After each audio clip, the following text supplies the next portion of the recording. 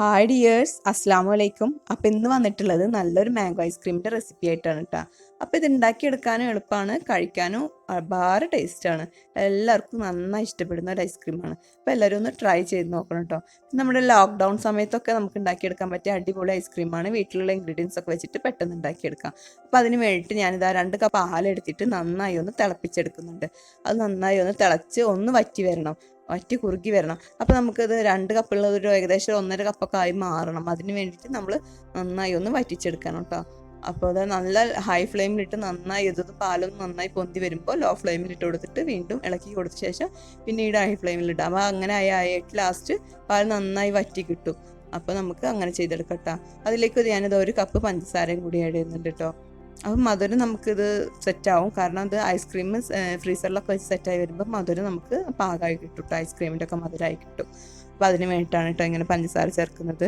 ഇനി അതിലേക്ക് ഞാനിത് ഗോതമ്പ് പൊടി 1 ടീസ്പൂൺ ആഡ് ചെയ്യുന്നുണ്ട് കേട്ടോ. അത് പാലിൽ കലക്കിയെടുത്തിട്ട് വേണം ഗോതമ്പ് പൊടി, അല്ലാണ്ട് ഡയറക്റ്റ് അതിൽ കൊണ്ടിടരുത് കേട്ടോ.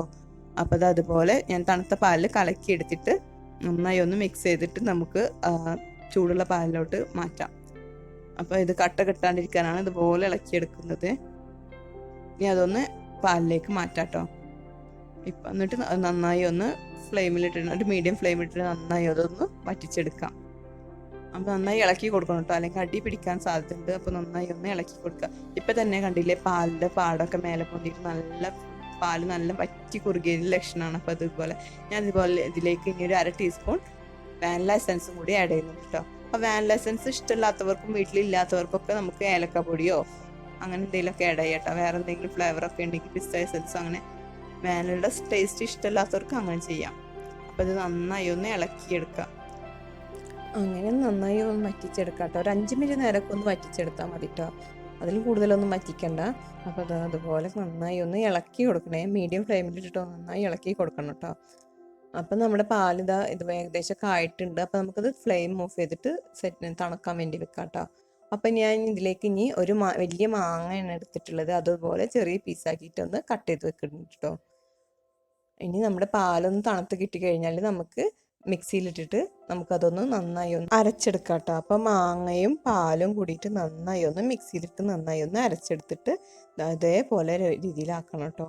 അപ്പോൾ അത് നന്നായി ഒന്ന് അരഞ്ഞ് കിട്ടിയിട്ടുണ്ട്. ഇനി അതൊരു നല്ലൊരു പാത്രത്തിലോട്ട് മാറ്റണം. അപ്പോൾ ഞാനിതാ ഇതേപോലത്തെ പാത്രത്തിലാണ് ഇത് ഒഴിക്കുന്നത് കേട്ടോ.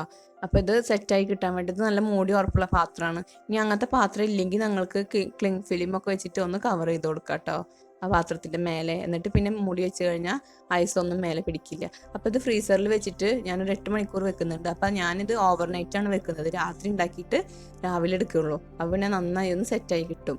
അതാണ് ഐസ്ക്രീം ഉണ്ടാക്കാൻ ഏറ്റവും നല്ല ടൈം കേട്ടോ. രാത്രി ഉണ്ടാക്കിയിട്ട് രാവിലെ എടുക്കുന്നതാണ്. അപ്പോൾ നന്നായി പെർഫെക്റ്റ് ആയിട്ട് നമ്മുടെ ഐസ്ക്രീം ഇത് അവിടെ റെഡി ആയിട്ടുണ്ട്. നല്ല ക്രീമി ആയിട്ടുള്ള ഐസ്ക്രീമാണ്. അപ്പോൾ എല്ലാവർക്കും ഇഷ്ടപ്പെടും. എല്ലാവരും ട്രൈ ചെയ്ത് നോക്കണം കേട്ടോ.